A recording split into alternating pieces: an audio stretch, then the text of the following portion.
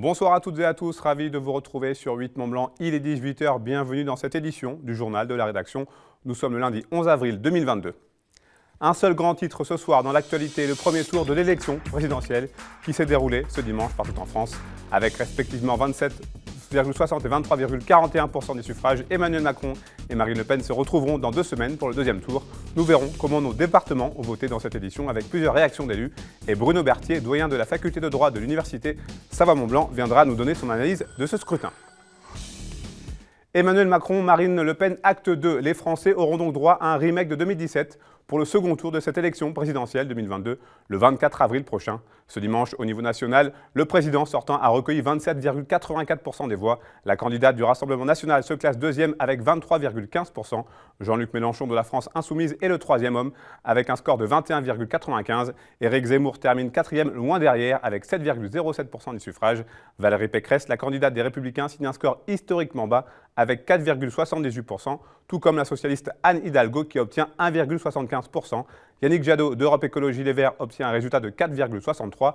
Voilà pour les scores à l'échelle nationale. On va désormais s'intéresser aux résultats locaux en Savoie et en Haute-Savoie avec notre monsieur résultat Emmanuel Jaude. Bonjour Manu. Bonsoir Seb, bonsoir à tous. Et c'est vrai, tu l'as rappelé, à l'image du résultat national, Savoyards et Haut-Savoyards ont, pour une large majorité en tout cas, voté pour un de ces 3 individus, Emmanuel Macron, Marine Le Pen ou Jean-Luc Mélenchon, 3 individus qui se partagent donc les 3 premières places de ce premier tour, en tout cas pour une grande partie de notre territoire. En Savoie, 78,51% des votants se sont déplacés aux urnes. Au final, c'est la République En Marche qui convainc donc le plus d'électeurs avec 26,26% des votants. Marine Le Pen se classe deuxième avec 23,03% des voix. Quant à Jean-Luc Mélenchon, à l'image des chiffres nationaux, il complète ce podium réunissant 20,24% des suffrages. Quant au reste des candidats, ils sont tous loin derrière, même si les partis républicains et écologistes s'en ressortent relativement mieux dans le département qu'au niveau national. Du côté de la Haute-Savoie, le classement de ce premier tour est assez similaire, même si les pourcentages diffèrent. Le président candidat passe la barre symbolique des 30% devant le Rassemblement national qui rassemble 20,54% des électeurs.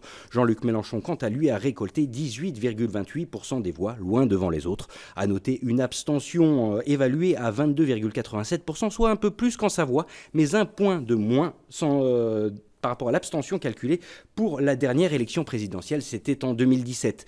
Du côté des communes de nos départements, on va commencer avec la Savoie et Aix-les-Bains, où Emmanuel Macron de la République En Marche s'impose avec la manière 30,33% devant Marine Le Pen du Rassemblement national avec 19,62% des voix. Jean-Luc Mélenchon complète ce podium avec 19,25% des voix. Du côté d'Albertville, ça s'est joué dans un mouchoir de poche avec Marine Le Pen qui finit en tête, 24,34% des voix, juste devant Emmanuel Macron, 24,19% des voix, et Jean-Luc Mélenchon, 23,53% des voix, soit moins de 50 votes qui séparent ces 3 candidats. À Bourg-Saint-Maurice, en Haute-Tarentaise, Emmanuel Macron finit premier, 27,11% devant Jean-Luc Mélenchon, 21,61%. Marine Le Pen, là encore, complète ce podium avec 18,9% des voix. Du côté de la Cité du Cal, historiquement ancrée à gauche, on n'a pas changé de couleur. Chambéry votant en majorité pour Jean-Luc Mélenchon, 32,6% des suffrages devant Emmanuel Macron, 25,47%, et Marine Le Pen, 14,07%. On part en Maurienne pour encore quelques résultats. Modane, où Emmanuel Macron s'impose 29,08% des voix devant Marine Le Pen, 22,07% des suffrages. Là encore, Jean-Luc Mélenchon est juste derrière à 19,14%. En Comte de Savoie, plus précisément à Montmélian, c'est Marine Le Pen qui sort en tête de ce premier tour avec 25,88% des suffrages devant Emmanuel Macron, 25,47% et Jean-Luc Mélenchon, 24,24% des voix. En Tarentaise, la commune de Moutier a voté majoritairement pour Marine Le Pen, 25,12% devant Emmanuel Macron, 24,56% et Jean-Luc Mélenchon, 21,52%. Enfin, pour finir de ce côté de la Savoie, Saint-Jean-de-Maurienne, où là encore Marine Le Pen finit en tête, 27,95% des voix devant Emmanuel Macron, 22,59% et Jean-Luc Mélenchon, 19,80%. On passe pour une petite série côté Haute-Savoie. Et Annecy, où Emmanuel Macron, sans grande surprise, s'impose avec 33,38% des voix devant Jean-Luc Mélenchon, 21,22% des voix. Marine Le Pen complète ce podium avec 15,02%.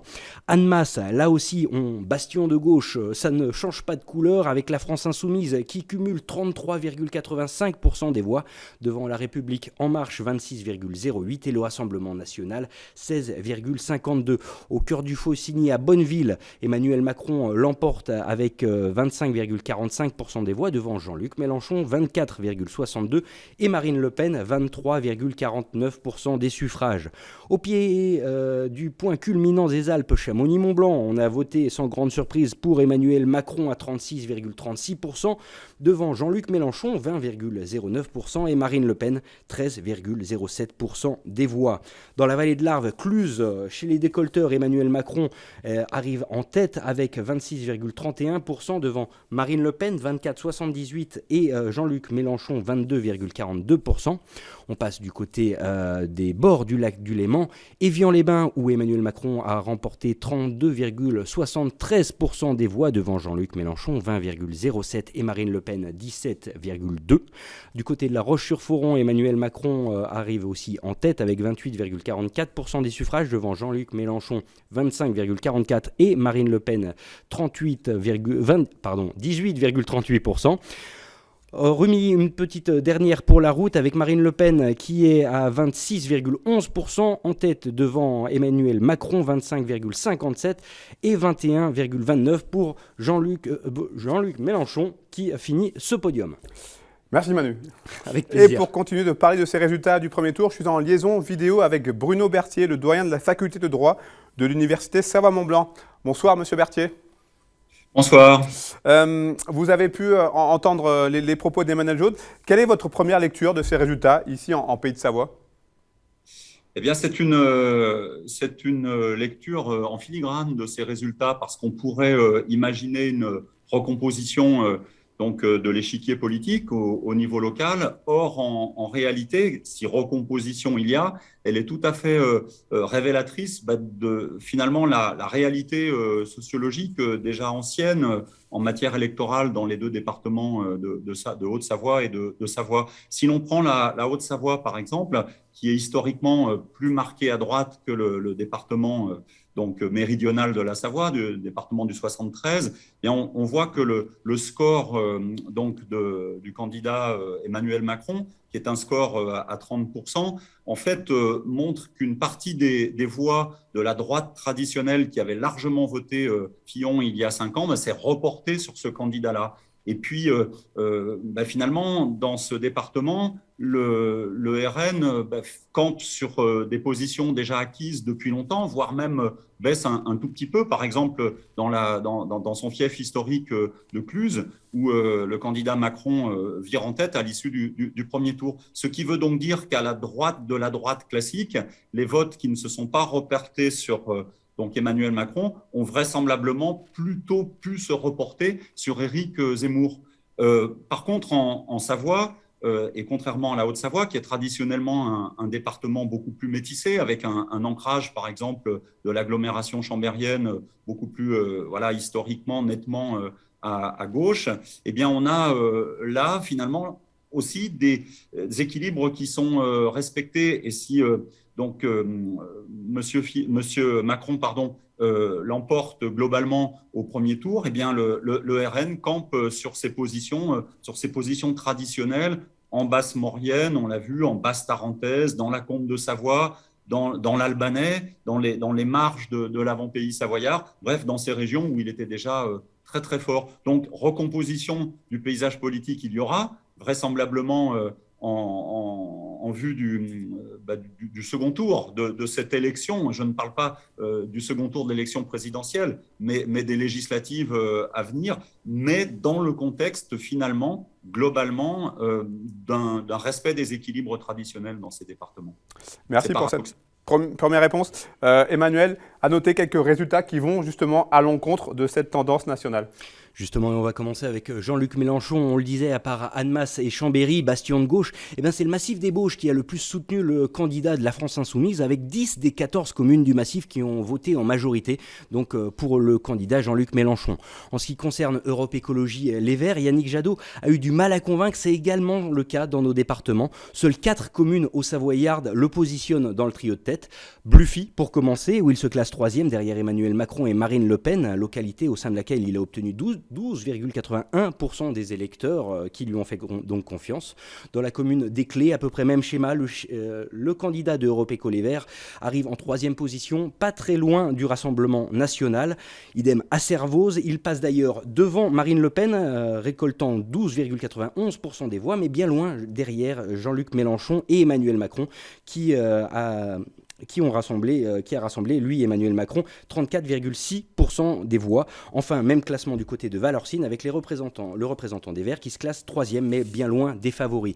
Du côté d'Éric Zemmour et de son parti Reconquête, 5 communes de notre territoire lui ont laissé la part belle, ou en tout cas une place dans ce classement du trio de tête, et notamment dans le Chablais avec la commune de Châtel, où Éric Zemmour obtient 11,13% des voix, derrière Emmanuel Macron à 31,5% et Marine Le Pen à 28,2.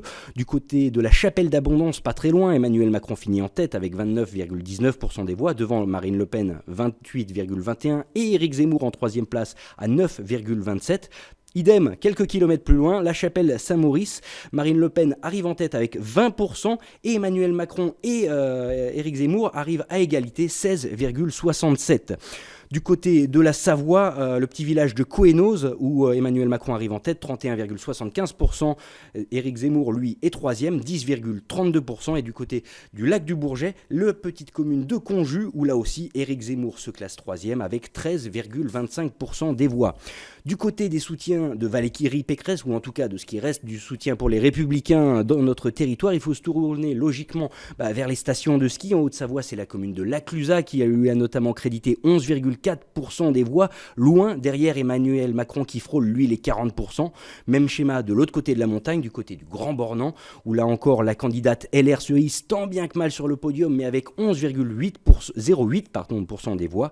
À Combloux, le résultat est assez similaire. On retrouve la République En Marche loin devant, crédité de 38,67% des suffrages, devant le Rassemblement national 21,44% et les Républicains qui ont eux obtenu 8,72% des voix. Des chiffres qui se recoupent dans d'autres communes comme Demi-Quartier, Léger, Crévolant ou côté savoyard, des chiffres à noter les chiffres de la petite commune de la Giette où l'écart se resserre entre Emmanuel Macron et Marine Le Pen, toujours avec une Valérie Pécresse en 3e place, mais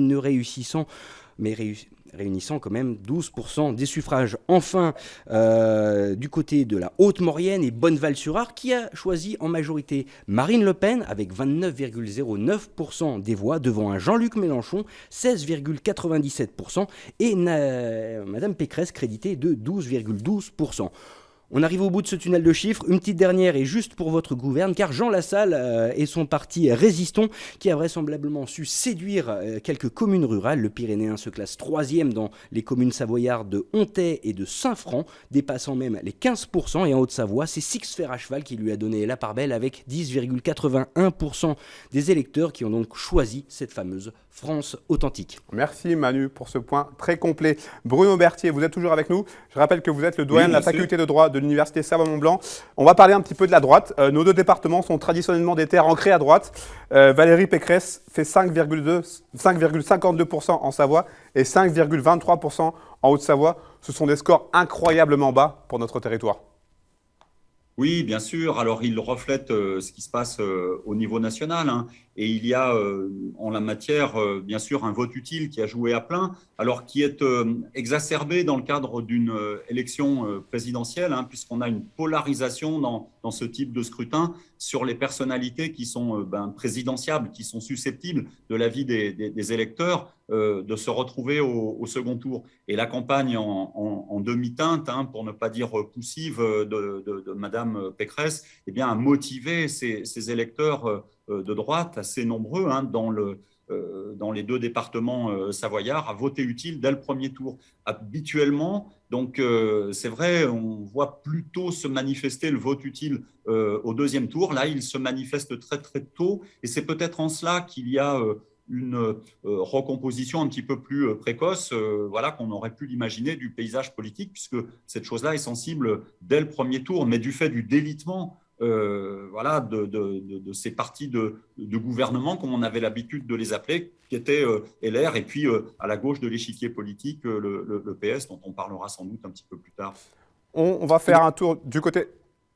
Oui, pardon. Il est à noter d'ailleurs voilà, qu'on doit de plus en plus, hein, et notamment dans le département de la Savoie, plus nettement encore que dans le département de la Haute-Savoie, noter à cet égard une différence entre le haut et le bas. Vous l'avez dit avec cette avalanche de chiffres tout à l'heure qui le montrait très très bien. On a donc les zones globalement touristiques dévolues au sport d'hiver, voilà, dans les Hautes-Vallées, qui sont restées des bastions de droite. D'ailleurs, les scores de Valérie Pécresse, ils sont un petit peu plus élevés dans ces localités-là qu'au niveau national et même qu'au niveau départemental, contrairement à ce qui se passe dans l'avant-pays, dans les plus basses régions de ces départements, à l'ouest de ces deux départements.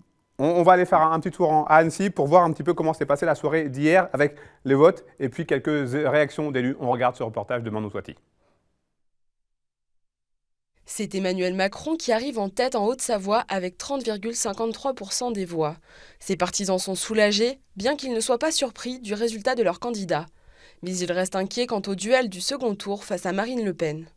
Content que Emmanuel Macron arrive premier, mais inquiet effectivement par le score des extrêmes, que ce soit de Mme Le Pen ou de M. Mélenchon.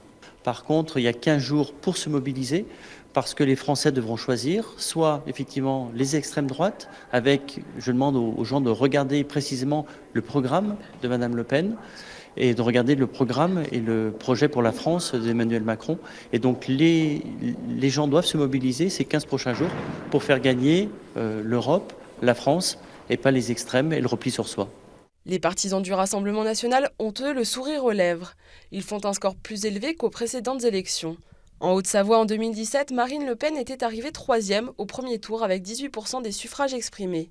Elle se place en 2e position cette année avec un score de 20,54. Un résultat qui réjouit ses représentants, déjà prêts à se mobiliser pour le second tour. Le programme des 2 semaines, ça va être d'entretenir les panneaux officiels, quoi qu'il arrive, de continuer à les boîter, mailler, aller voir les gens aussi sur le terrain, comme on a toujours fait. De toute façon, nous, notre travail continuera sur le fond et pas la forme. J'allais vous dire, on va être là tout le temps pour continuer à dire aux électeurs, voilà, nous, on est là. On n'est pas là en arrivant 3 semaines avant, et c'est un travail de longue haleine, et on est très content de ce résultat, et on fera tout pour continuer jusqu'à la fin. Du côté des Verts, c'est la douche froide. Yannick Jadot ne dépasse pas les 5% au niveau national et ne verra donc pas ses frais de campagne pris en charge. Il a d'ores et déjà lancé une cagnotte en ligne pour couvrir les dépenses du parti. C'est un résultat qui pourrait s'avérer problématique pour les prochaines élections, surtout à l'échelle locale. Disons que les présidentielles servent aussi de dynamique par rapport aux législatives. Est-ce que ce sera compliqué? Je ne le sais pas. Tout dépend aussi au niveau local des dynamiques. Nous attendons aussi les résultats sur le bassin annécien, mais il est évident que si nous avions obtenu un score plus élevé ce soir aux présidentielles, cela aurait été de bien meilleur augure pour les législatives. En Haute-Savoie, le candidat d'Europe Écologie Les Verts se place en 5e position avec 7,01% des votes exprimés. En ce qui concerne les autres représentants des partis qui ne seront pas au second tour, ils se remobilisent déjà pour convaincre les électeurs aux législatives en juin prochain. Bruno Berthier, on va faire le point avec un reportage de Marie Schneider en Savoie et on termine avec vous ce journal.